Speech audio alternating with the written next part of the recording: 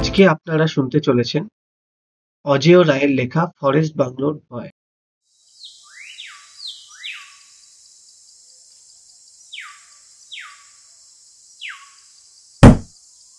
প্রকাশনাথ রায় মহা উৎসাহে টেবিল চাপড়ে বলে উঠল, চমৎকার, আইডিয়াল! আমরা বনের মধ্যে ওই ডাক বাংলোতেই থাকবো। কাজেরও সুবিধা হবে। দাশু, নিতাই, একটা গরুর গাড়ি ঠিক করে ফেলো, এক্ষুনি ওই ফরেস্ট বাংলোয় চলে যাই। দাশু ও নিতাই ওরফে দাশরথী দাস এবং নিতাই হাজরা একবার চোকাচোকি করলো। তারা কেমন মন মরা হয়ে গেল, কিন্তু মুখ ফুটে কিছু বলতে পারল না। একবার শুধু মাথা নেড়ে বোঝালো, বেশ। বিহারের সাঁওতাল পরগনার অন্তর্গত একটি ছোট্ট রেলওয়ে স্টেশনের কাছে ব্লক ডেভেলপমেন্ট অফিসে বসে কথা হচ্ছিল।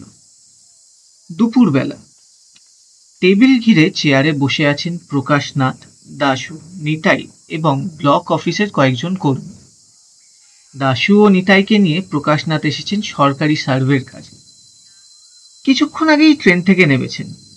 এই জায়গাটির চারিদিকে বিস্তৃত বনভূমি আর উঁচু নিচু প্রান্তর বা ডাঙা জমি। বনের মধ্যে এক সাঁওতাল গ্রামে গিয়ে কিছু খবরাখবর জোগাড় করতে হবে। 5-7 দিনের কাজ। ব্লকের কর্মীরা বললেন, আমাদের এখানে একটা কোয়ার্টার খালি আছে, তাতে থাকতে পারেন। প্রত্যেকদিন খেয়ে দিয়ে চলে যাবেন গ্রামে, কাজ ছেড়ে ফিরে আসবেন সন্ধ্যের আগে। মাত্র 3-4 মাইল পথ। প্রকাশনাথ প্রকৃতিপ্রেমী মানুষ, খোঁজ নিলেন বনের ভেতরে থাকা যায় কিনা। কোনো ফরেস্ট বাংলো নেই কাছে? একজন জানালেন, আছে, ওই গ্রাম থেকে মাইলখানিক দূরে। কিন্তু তার কথা শেষ হবার আগেই প্রকাশবাবু টেবিল চাপড়ে সরবে ঘোষণা করলেন, চমৎকার, আইডিয়াল! আমরা বনের মধ্যে ওই ডাক বাংলোতেই থাকব। তারপর সবাই চুপ করে আছে দেখে বললেন, কি ব্যাপার? মনে হচ্ছে আমার প্ল্যানটা আপনাদের পছন্দ হলো না। প্রকাশবাবু সবার মুখে চোখ বুলিয়ে নেন। সবার মুখ থমথমে, চুপচাপ। দাশু ও নিতাইয়ের এই প্রস্তাব পছন্দ না হওয়ার যথেষ্ট কারণ আছে। তারা প্রকৃতির সৌন্দর্যের ধার ধারে না। কোথায় কাজের শেষে ফিরে এসে ব্লকের লোকেদের সঙ্গে দিব্যি তাস পিটে সন্ধে কাটানো যেত, তার বদলে কিনা অন্ধকারে বনের মধ্যে প্যাঁচার মতো বসে থাকতে হবে। না আড্ডা, না ঘন ঘন চা পান। ধত্তেরি! কিন্তু মেজাজ বিগড়ে গেলেও মুখে তা প্রকাশ করার উপায় নেই। কারণ প্রকাশনাথ রায় তাদের বস, মানে উপরওয়ালা। সুতরাং কর্তার ইচ্ছে কর্ম। প্রকাশনাথ বয়সেও তাদের চেয়ে বড় এবং রাশভারী ব্যক্তি। প্রকাশবাবু একজন ব্লক কর্মীকে জিজ্ঞেস করলেন, বাংলোটায় থাকা যাবে তো? ঘরটরগুলো ঠিক আছে? হ্যাঁ, তা আছে, কিন্তু আপনারা কি ওখানে থাকতে পারবেন? মানে থাকা কি উচিত হবে তাই ভাবছি। কেন? একটু বদনাম আছে বাংলোটায়। বছর 2 আগে একজন ওখানে সুইসাইড করেছিল।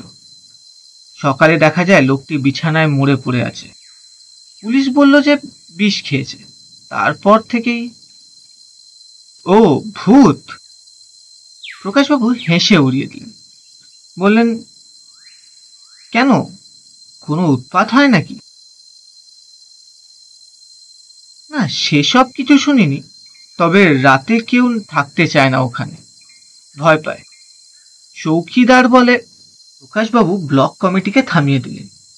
এ নিয়ে বেশি আলোচনা হলে দাশু আর নিতাই যদি ঘাবড়ে যায়। তাছাড়া আতে ঘা লেগেছে। সাহসী বলে নিজের সম্বন্ধে প্রকাশবাবুর কিঞ্চিত গর্ব আছে। আর ভূতে তিনি ঘোরতর অবিশ্বাসী। কেউ তার সামনে ভূতের গল্প করলেই তর্ক করে ভূত-টুটের অস্তিত্ব নস্যাৎ করে ছাড়েন। তিনি বললেন, দেখুন, প্রায় সব ফরেস্ট বাংলোরই এরকম দুর্নাম আছে। আমি বনের মধ্যে অনেক বাংলোয় রাত কাটিয়েছি। কই, কখনো তো কিছু দেখিনি বা শুনিনি। ভূত দেখবার আমার খুব স্বাদ আছে মশাই। দেখা যাক এবার যদি লাক ফেভার করে। প্রকাশনাথের মুখে বিদ্রুপ মেশানো চাপা হাসি। এমন এক নির্ভীক পুরুষের সামনে বারবার নিজেদের দুর্বলতা প্রকাশ করতে ব্লক অফিসের কর্মীদের বোধহয় লজ্জা লাগলো। একজন বললেন, হ্যাঁ হ্যাঁ, এসব গুজবে কান না দেওয়াই ভালো। কে নাকি দেখেছে তিল থেকে তাল হয়ে ছড়ায়। তাছাড়া আপনারা তিনজন থাকবেন। আরেকজন বললেন, চৌকিদার মংলুর লোক ভালো, খাসা রান্নার হাত, বললেই গ্রাম থেকে সস্তায় মুরগি নিয়ে আসবে। খানিকক্ষণের মধ্যে একটা গরুর গাড়ি জোগাড় হলো। প্রকাশবাবু সদল বলে ফরেস্ট বাংলোর উদ্দেশ্যে রওনা হলেন। মালপত্র চলল গাড়িতে, পেছনে পেছনে পায়ে হেঁটে তিনজন। এবড়ো খেবড়ো কাকুরে পথ, পাথুরে কঠিন জমি, দুপাশে বনভূমি। বন খুব ঘন নয়, গাছের মধ্যে রুক্ষ চেহারার বেটে বেটে শাল গাছই বেশি। রাঙা ফুল ভরা কয়েকটা পলাশ গাছ চোখে পড়ল। আকাশে একটু মেঘ জমেছে, তাই রোদের তেজ কম, হাঁটতে কষ্ট হচ্ছিল না। যেতে যেতে প্রকাশবাবু একবার দাশু নিতাইয়ের মনের ভাবনা পরখ করবার চেষ্টা করলেন। বললেন, কি দাশু, তোমাদের ভূতের ভয় টয় আছে নাকি? দাশু থতমত খেয়ে বললে, না মানে ঠিক তেমন। প্রকাশবাবু বলে উঠলেন, আরে ওসব হচ্ছে কুসংস্কার। আসলে মানুষ মাঝে সাঝে হঠাৎ ভয় পায়, কোনো রহস্যময় আওয়াজ শুনে বা কোনো অদ্ভুত আকৃতি দেখে, কিন্তু ভয়ের কারণটা ঠিক আবিষ্কার করতে পারে না। তখন দোষ চাপায় ভূতের ঘাড়ে।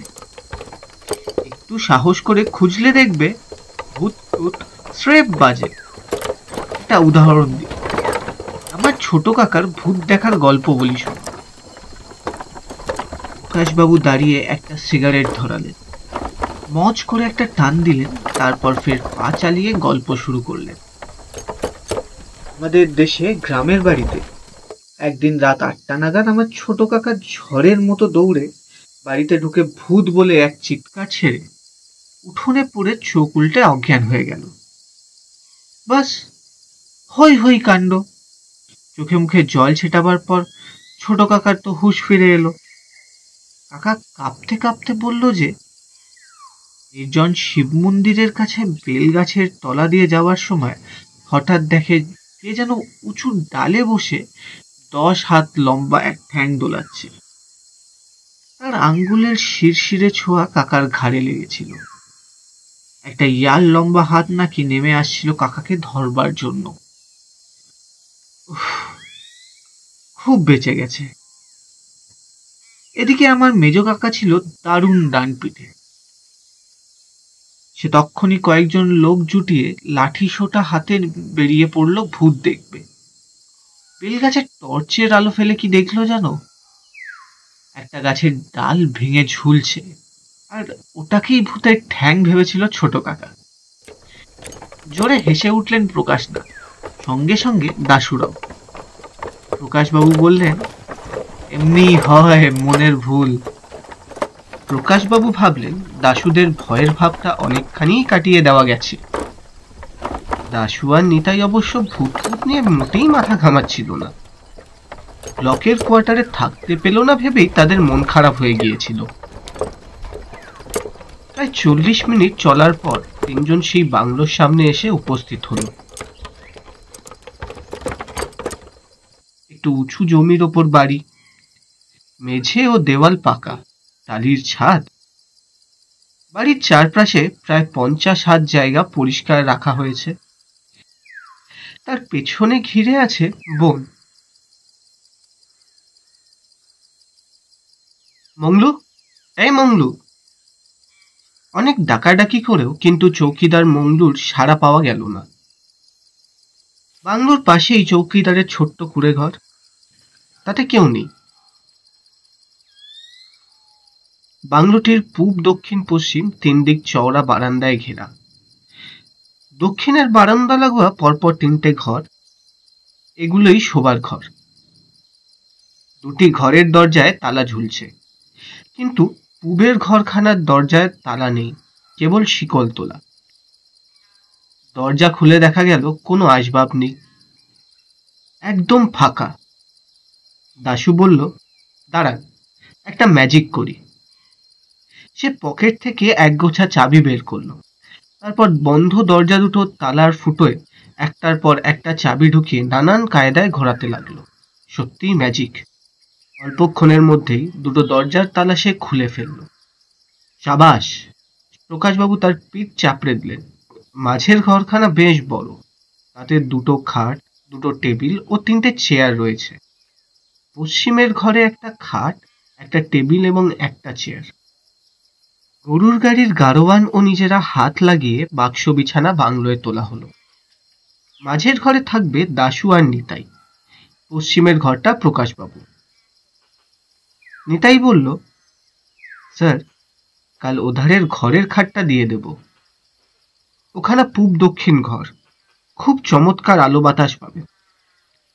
আজ আর সময় নেই, চৌকিদার ব্যাটার তো পাত্তাই নেই, খাবার ব্যবস্থাও করতে হয়। খাঁটি কথা, থাকার সমস্যা মিটল, কিন্তু খাওয়া? সবার খিদে পেয়েছে। মংলু রাতে এখানে থাকে না, ওর ফেরার আশাও কম। মংলুর ঘরে পাওয়া গেল দড়ি বালতি, ও রয়েছে, জলের ভাবনা খুঁজল। দাশু বলল, রায়বাবু, আপনি বরং বিশ্রাম করুন। আমরা চট করে স্টেশনের কাছের দোকান থেকে চাল, ডাল, ডিম, মশলা কিনে আনি, আর কেরোসিন। সঙ্গে স্টোভ আছে, নিজেরা রেঁধে নেব যা হোক।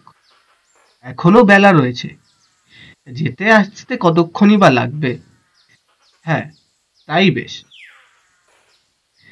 প্রকাশবাবু দাশুর কথায় সাই দিলেন। নিতাই বলল, আপনার একা থাকতে খারাপ লাগবে না তো? তাহলে চলুন আমাদের সঙ্গে, মালপত্র পড়ে থাক, কেউ নেবে না। আর হাঁটাহাঁটি করতে প্রকাশবাবুর ইচ্ছে করছিল না। বললেন, আমি যাব না, তোমরা ঘুরে এসো। তোমাদের টর্চ নিও, ফিরতে যদি দেরি হয়ে যায় জঙ্গলের পথে। দাশু আর নিতাই ফিরতে গরুর গাড়ি চেপে স্টেশনের দিকে চলে গেল। প্রকাশবাবু বাড়িটা একবার ঘুরে দেখলেন। উত্তর অংশে রান্নাঘর, স্নানের ঘর ইত্যাদিতে চোখ বুলিয়ে সে পূবের ঘরখানার সামনে এসে দাঁড়ালেন। এই ঘরখানা একদম ফাঁকা কেন? মনে হয় ব্যবহার হয় না। প্রকাশবাবুর মনে খটকা লাগল। তবে কি সেই লোকটি এই ঘরেই সুইসাইড করেছিল? বোগাস। ভাবনাটা ঝেড়ে ফেলে দিয়ে তিনি সরে গেলেন। পূব দিকের বারান্দার শেষ প্রান্তে একটা কাঠের চেয়ার রয়েছে। এ বড্ড নড়বড়ে, বসা চলবে না। প্রকাশবাবু বাড়িটার এক চক্কর দিয়ে নিজের ঘর অর্থাৎ পশ্চিমের ঘর থেকে একটা চেয়ার বের করে সামনের বারান্দার কোণে টেনে আনলেন। তারপর আরাম করে বসে একটা সিগারেট ধরালেন। এখানে বসে স্টেশনে যাওয়ার পথ চোখে পড়ে। ঘাড় ফেরালে দেখা যায় দক্ষিণের টানা বারান্দা ও পরপর তিনটি ঘরের দরজা।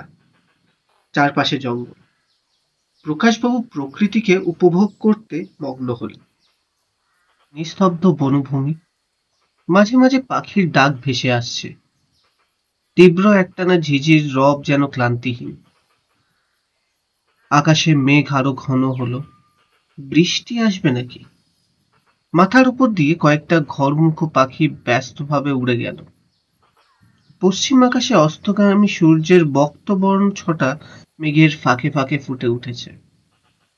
বৃষ্টি এলো না, কিন্তু ঝোড়ো হাওয়া বইতে লাগলো। দিনের আলো নিভে এলো প্রায়। সামনের গাছপালাগুলো আর আলাদা করে চেনা যাচ্ছে না। ক্রমে সব জট পাকিয়ে জমাট কালো হয়ে উঠল। বাতাসের হুহু দীর্ঘশ্বাস। গাছেরা পাগলের মতো মাথা ঝাঁকাচ্ছে। আবহাওয়াটা কিরকম ঘোরালো হয়ে উঠল। আর তখনই প্রকাশবাবুর মনে হলো তিনি একা, ভীষণ একা। কেমন এক অস্বস্তির অনুভূতি তার দেহ মনে ছড়িয়ে পড়তে লাগলো। নিজের সাহস সম্বন্ধে বড়াই করার অভ্যেস থাকলেও প্রকাশবাবু ভীতু নন। কয়েকবার নির্জন ফরেস্ট বাংলো সত্যিই একা একা রাত কাটিয়েছেন, নিশ্চিন্তে ঘুমিয়েছেন, কিন্তু এমন কখনো বোধ হয়নি। দুবদাব আওয়াজ হলো কতগুলো। ৮-১০টা গরু বাংলোর পাশ দিয়ে ছুটে এসে স্টেশনের দিকে যাবার রাস্তাটা ধরে চলে গেল। প্রকাশবাবু আগ্রহ ভরে রেলিং এর ধারে গিয়ে দাঁড়ালেন। গরুর সঙ্গে নিশ্চয়ই রাখালের ছেলে আছে, তাকে ডেকে দু একটা কথা বলা যায়। কোনো মানুষের মুখ দেখার জন্য তিনি ব্যাকুল হয়ে প্রতীক্ষা করতে থাকেন, কিন্তু কেউ এলো না। হতাশ হয়ে প্রকাশবাবু আবার চেয়ারে এসে বসলেন। ঘরে যাই। উঠে পড়লেন প্রকাশ না। বাক্স হাতড়ালেন। আমার টর্চ কই? যা, ফেলে এসেছি। একটা মোমবাতি পাওয়া গেল। মোমবাতি জেলে ঘরের এক কোণে রেখে দরজা জানলা বন্ধ করলেন। তিনটের মধ্যে মাত্র একটা জানলার কপাটে ছিটকিনি আছে, অন্য দুটো ভেজিয়ে দিলেন। তারপর খাটের ওপর বেডিং বিছিয়ে চিত হয়ে শুয়ে পড়লেন। হুশ করে খুলে গেল ভেজানো জানলা দুটো। দমকা বাতাস ঢুকলো ঘরে। মোমের শিখা থরথর করে কাঁপছে। দেওয়ালের গায়ে নেচে নেচে উঠছে নানান অদ্ভুত ছায়া। বাইরে কত রকম রহস্যময় শব্দ। প্রকাশবাবুর বারবার মনে হতে লাগলো কেউ যেন দরজার ফুটো দিয়ে তাকিয়ে দেখছে ভেতরে। ঘরের আলোটুকুর জন্যে বাইরের ঝাপসা আকাশকে দেখাচ্ছে গাঢ় কালো। না। উঠে পড়লেন প্রকাশবাবু। নিজেকে ঠিক যেন ফাঁদে পড়া বন্দি মনে হচ্ছে। এর চেয়ে খোলা বারান্দা ভালো। বাতি হাতে দরজা খুলতেই দপ করে নিভে গেল শিখা। প্রকাশবাবু আটকে উঠলেন প্রথমে। কেউ ফু দিল নাকি? পরক্ষণেই মনে হলো হাওয়ায় নিভেছে। এত বাতাসে বারান্দায় মোম জ্বলবে না। তিনি মোমটা পাঞ্জাবির পকেটে পুরে বারান্দায় চেয়ারে এসে বসলেন। ঘড়ির কাঁটার হিসেবে এখনো সূর্য ডোবার কথা নয়, কিন্তু ধূসর মেঘের আড়ালে দিনের শেষ চিহ্নটুকু মুছে যাচ্ছে। ক্রমে ঘোর অন্ধকারে আচ্ছন্ন হয়ে গেল চারিদিক। একটা সিগারেট ধরাবার চেষ্টা করলেন প্রকাশবাবু। পরপর তিনটে কাঠির আগুনের ফুলকি ছুঁড়েই নিভে গেল। নিরাশ হয়ে তিনি সিগারেট খাওয়ার আশা ছেড়ে দিলেন। অল্পক্ষণ পরেই একটু আবছা আলো ফুটল নক্ষত্রহীন আকাশে। মেঘে ঢাকা শুক্লপক্ষের চাঁদের জ্যোৎস্না পরিবেশটা তাতে যেন আরো রহস্যময় হল। বারান্দা, ঘর, দূরের গাছের সীমাগুলি অস্পষ্টভাবে দেখা যেতে লাগল। প্রকাশবাবু বুঝতে পারলেন তার মনের অস্থির ভাবটা ক্রমেই বাড়ছে। দক্ষিণের বারান্দা দিয়ে এক ছায়ামূর্তি নিস্তব্ধ চরণে চলে গেলেন। অন্ধকার বারান্দার কোণ থেকে এক জোড়া চোখের তীব্র দৃষ্টি যেন বিদ্ধ করছে তাকে। আহ, কি সব ভাবছি জানা। প্রকাশবাবু প্রাণপণে সহজ হওয়ার চেষ্টা করলেন। বরং ভয়ের সম্ভাবনা আছে বুনো জন্তু থেকে। বনে বাঘ না থাক, ভাল্লুক থাকতে পারে, আর সাপ। কিন্তু কোনো জীবন্ত প্রাণীর আশঙ্কায় তার মন এতটুকু বিচলিত হচ্ছে না। কি এক অশরীরী অলৌকিকের ভয় যেন চেপে বসছে বুকে। বাতাসের শোষক কান্নার রব কখনো উঠছে, কখনো নামছে। এত দেরি করছে কেন দাশুরা? প্রকাশবাবু রেডিয়াম লাগানো ঘড়ির কাঁটার দিকে তাকিয়ে দেখে, ওই দেরি, মাত্র 1 ঘন্টা কেটেছে।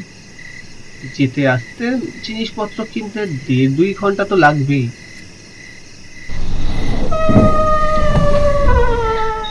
তরাস করে উঠল হৃৎপিণ্ডটা। কোনো ঘরের দরজার কপাট আস্তে আস্তে খুলে যাচ্ছে। মনে হলো একেবারে শেষ দরজা, অর্থাৎ পূব দিকের ঘরের দরজাটা। তীব্র দৃষ্টিতে ওই দিকে তাকিয়ে রইলেন প্রকাশবাবু। সমস্ত স্নায়ু টান টান। কে খুলল দরজা? কে?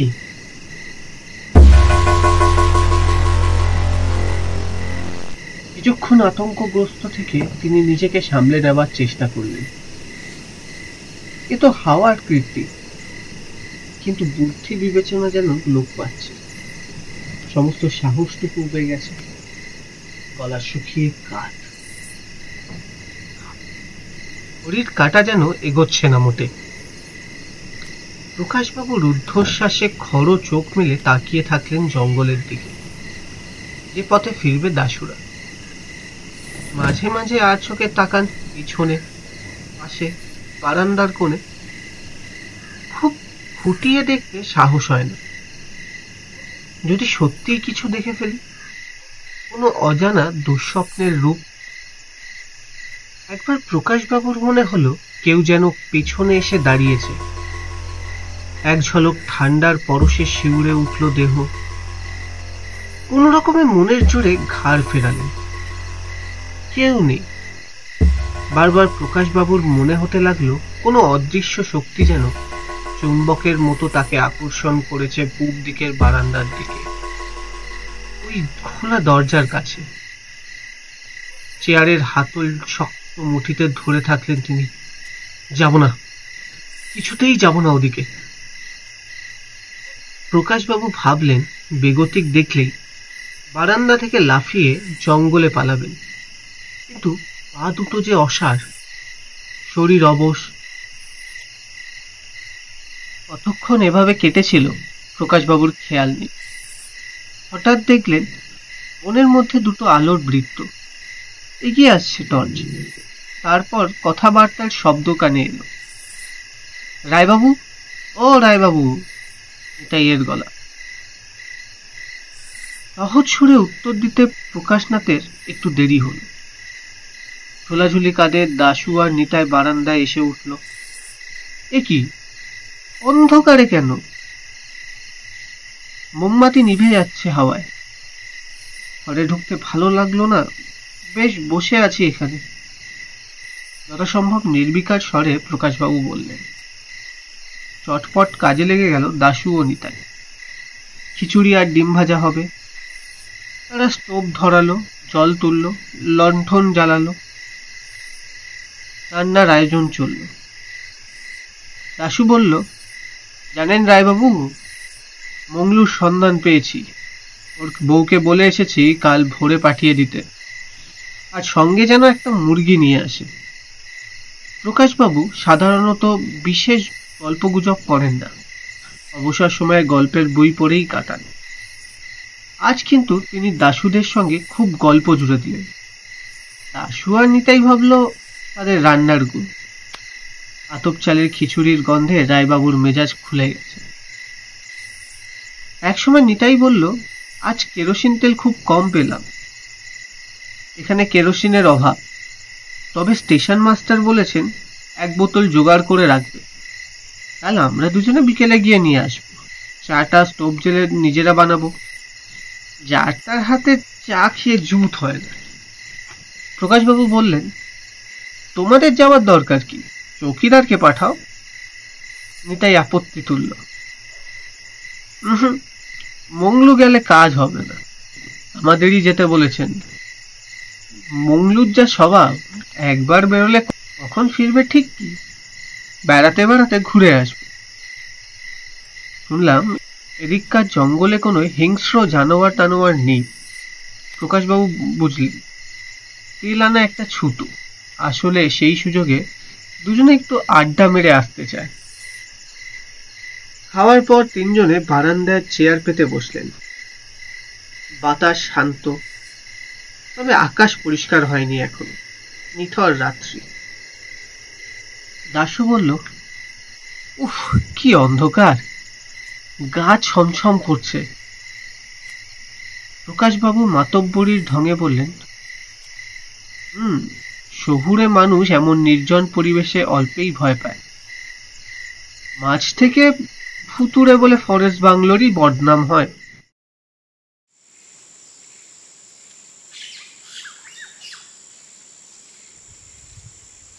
পরদিন ভোরবেলা ঘরের বাইরে দাঁড়িয়ে প্রকাশবাবুর চোখ জুড়িয়ে গেল। চারপাশে বড় বড় গাছের মাথায় রাঙা রোদ পড়ে চকচক করছে। কত রকম পাখির মিষ্টি গানে বনস্থলী মুখরিত। দাশু ও নিতাই মুগ্ধ না হয়ে পারল না। একটু পরেই মংলুর হাতের গরম গরম রুটির সঙ্গে আলুর তরকারি খেয়ে তিনজন সাঁওতাল গ্রামে রওনা দিলেন। বেলা 1টা নাগাদ ফিরবেন। মংলু ভাত ও মুরগির ঝোল রেঁধে রাখবে। গ্রামে পৌঁছালেন তিনজন। বনের মধ্যে ছোট্ট বসতি। এই গ্রামের জীবনযাত্রা সম্বন্ধে নানা রকম তথ্য জোগাড় করতে হবে প্রকাশবাবুদের। গ্রামবাসীদের সঙ্গে আলাপ শুরু হলো। কথায় কথায় গ্রামের মোড়ল জানতে চাইল, বাবু তোরা থাকিস কোথা? ফরেস্ট বাংলোয়। শুনে মোড়লের মুখ গোমড়া হয়ে গেল। মাথা নেড়ে বলল, ওখানে থাকিস না, চলে যা। কেন? প্রকাশবাবু প্রশ্ন করলেন। ওটা খারাপ জায়গা বটে, ভয় পাবি। কিসের ভয়? প্রকাশবাবু কৌতূহলী হয়ে উঠলেন। ভূত নাকি? হ। কেউ দেখেছে কখনো? প্রকাশবাবু জিজ্ঞাসা করলেন। দেখেছে বই কি। কালই দেখেছে আমার বেটা ঝমরু। সাজের বেলা গরু নিয়ে আসছিল বাংলোর ধার দিয়ে। দেখে কে একটা বসে আছে বারান্দার আধারে, সাদা জামা পরা। ও ভয় পেয়ে গরু ছেড়ে পালিয়েছিল। তারপর অনেক ঘুরে জঙ্গলের ভেতর দিয়ে গায়ে ফিরছে। হো হো করে হেসে উঠলেন প্রকাশবাবু। অবাক হয়ে তাকালো সবাই। অনেক কষ্টে হাসি থামিয়ে তিনি বললেন, শোনো হে দাশু নিতাই, কি করে ভূতের গল্পের জন্ম হয়। কাল বাংলোয় অন্ধকার বারান্দায় সাদা জামা গায়ে কে বসেছিল জানো? স্বয়ং আমি। সবাই বেজায় হাসতে থাকে। মোড়লও বোকা বোকা মুখে হাসে। কই ঝমরু? প্রকাশবাবু খোঁজ করলেন। মোড়ল বললে, ও জঙ্গলে কাঠ কুড়োতে গেছে, ফিরবে একটু পরে। আমার সঙ্গে ওকে একবার দেখা করতে বলিস। প্রকাশবাবুর মতলব ছেলেটাকে নিয়ে একটু রগড় করবে। দুপুরবেলা পেট ভরে খেয়ে প্রকাশবাবু একখানা ডিটেকটিভ বই নিয়ে আয়েশ করে বিছানায় শুলেন। এখন তার বিছানা পুবের ঘরে, কারণ সকালে দাশুরা পশ্চিমের ঘর থেকে খাট পুবের ঘরে এনে দিয়েছে। পড়তে পড়তে প্রকাশবাবু ক্রমে এক অস্বস্তি বোধ করতে লাগলেন। ঠিক গতকাল সন্ধেবেলা একা একা যেমন মনে হচ্ছিল। চেষ্টা করেও কিছুতেই গল্পের মধ্যে ডুব দিতে পারেন না। শরীরে কেমন চাপা উত্তেজনা ছড়ায়। বড় অদ্ভুত ব্যাপার। বইয়ের পাতায় চোখ ফেললেই তার মনে হতে লাগলো যেন কেউ কাছে এসে দাঁড়িয়েছে, কিন্তু মুখ ফিরিয়ে দেখেন কেউ নেই। ঘুমাবার চেষ্টা করলেন, ঘুম এলো না। কতক এপাশ ওপাশ করে উঠে পড়লেন। প্রকাশবাবু মংলুর কাছে জেনেছেন এ ঘরেই লোকটি আত্মহত্যা করেছিল। ভূত সম্বন্ধে মংলুর সঙ্গে অবশ্য কোনো কথা হয়নি তার। ওই সংবাদটি ভেতরে ভেতরে তাকে উত্তেজিত করে তুলেছে, তবে আস্তে আস্তে ধাতস্থ হয়ে যাবে। প্রকাশবাবুর কল্পনাপ্রবণ মন সেই অজানা লোকটি কেন এই নির্জনে এসে নিজের জীবনের ইতি টানলেন? কি তার দুঃখ ছিল?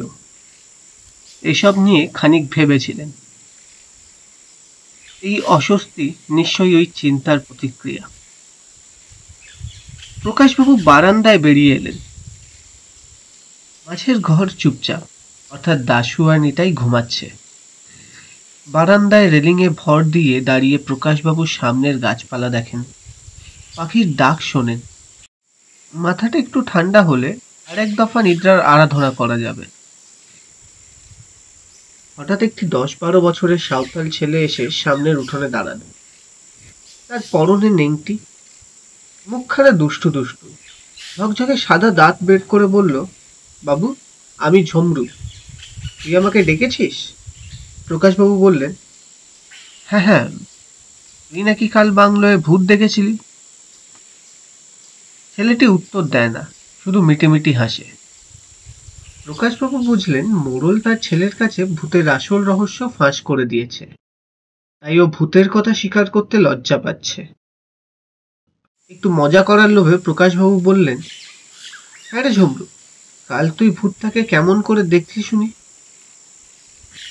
শম্ভু লাজুক ভাবে বলল, গরু নিয়ে আসলাম, দেখলাম ওই চেয়ারটায় একটু লোক বসে আছে আধারে,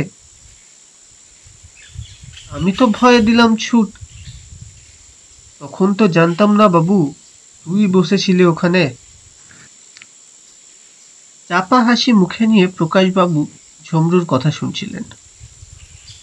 হঠাৎ তার ভুরু কুঁচকে গেল, কারণ ঝমরু পুবের বারান্দার সেই ভাঙা চেয়ারটার দিকে সোজা আঙ্গুল দেখিয়েছে। তিনি তীক্ষ্ণ স্বরে প্রশ্ন করলেন, তুই ঠিক দেখেছিস ওই চেয়ারটাতেই? হ্যাঁ, ঝমরু দৃঢ়ভাবে মাথা ঝাঁকালো। ওই যে উঁচা পাথরটা রয়েছে ওর পেছনেই এসে দেখলাম বারান্দার চেয়ারে একটা লোক বসে আছে। ওর গায়ে সাদা জামা ছিল। মুন্ডু ঘুরিয়ে দেখলি আমায়। ওহ, আমার যা ডর লাগলো, আর এগুতে লাড়লাম। আচ্ছা যা তুই এখন। প্রকাশবাবু গম্ভীর মুখে ঝমরুকে বিদায় দিলেন। পুবের উঠোনে একটা প্রকাণ্ড উঁচু পাথর পড়েছিল। প্রকাশবাবু পাথরখানার কাছে গিয়ে দেখলেন, যা ভেবেছেন। এখান থেকে পশ্চিম বারান্দায়, যেখানে তিনি গতকাল সন্ধ্যের চেয়ারে বসেছিলেন, সেই জায়গাটা দেখা সম্ভব নয়। অতএব পূবের বারান্দার ভাঙা চেয়ারেই কেউ বসেছিল তখন। তাকেই দেখেছিল শম্ভু। এসে ভাঙা চেয়ারটাকে ভালো করে পরীক্ষা করছিলেন প্রকাশবাবু। এ কি, চেয়ারের হাতল ও বসার জায়গা মেন চকচকে পরিষ্কার কেন? কাল দেখেছিলেন পুরো ধুলো জমে আছে। প্রকাশবাবু তপ্ত মস্তিষ্কে বন বন করে পাক খায় একটি উত্তরহীন জিজ্ঞাসা। তার মানে আরো কতগুলো সমস্যা চকিতে উদয় হলো। বিকেলে দাশু আর নিতাই কেরোসিন তেল আনতে যাবে। আড্ডা দিয়ে কখন ফিরবে কে জানে। হয়তো রাত করবে। মংলু বলেছে সে রাতে রান্না সেরে খাবার গুছিয়ে রেখে চলে যাবে তার গ্রামে। সন্ধ্যের আগেই ফেরার জন্য তার আগ্রহ যেন একটু বেশিই মনে হলো। ফলে সন্ধেবেলায় প্রকাশবাবুকে হয়তো একা কাটাতে হতে পারে, এবং রাত্রে তাকে ওই পূবের ঘরে শুতে হতে পারে একা। দাশু আর নিতাই নিজের ঘরে চা তৈরি করছিল। চা খেয়ে তারা বেরোবে। প্রকাশবাবু সিগারেট টানতে টানতে তাদের কাছে গিয়ে দাঁড়ালেন। দাশু, নিতাই, ভেবে দেখলুম আমরা বরং ব্লকের কোয়ার্টারে গিয়েই থাকি। তোমাদের কষ্ট দেওয়া আমার উচিত হচ্ছে না। এখানে তোমাদের বড্ড একা একা লাগছে। প্রকাশবাবুর কথা শুনে দাশু আর নিতাই হাঁ। দাশু আমতা আমতা করে বলল, মানে কই, আমাদের তো কিছু কষ্ট হচ্ছে না। হচ্ছে, আমি বেশ বুঝেছি। তোমাদের মন ছটপট করছে। তোমাদের এখানে আটকে রাখলে প্রত্যেকদিন 2 মাইল দূরে আড্ডা মারতে ছুটবে, তার চেয়ে ব্লকে থাকাই ভালো। দাশু এবার একগাল হেসে বলেন, আগে তা যা বলেছেন স্যার, একটু আড্ডা না দিলে যেন ভাত হজম হয় না। বেশ খারাপ হয়ে গেছে। এই জায়গাটা অবশ্য গ্র্যান্ড, তবে এটাই বলে উঠল, রায়বাবু, আমাদের জন্য আপনি কেন ওই ভিড়ে থেকে কষ্ট পাবেন? আপনি ইচ্ছে করলেই বাংলোতেই থাকুন, মংলু রেঁধে দেবে। আমরা সকালে এসে আপনাকে ডেকে নিয়ে গ্রামে যাব। আপনার তো একা থাকতে ভয় লাগে না, যা সাহস আপনার! আর এখানে বুনো জন্তু বা চোর ছ্যাঁচড়ার উৎপাতও নেই।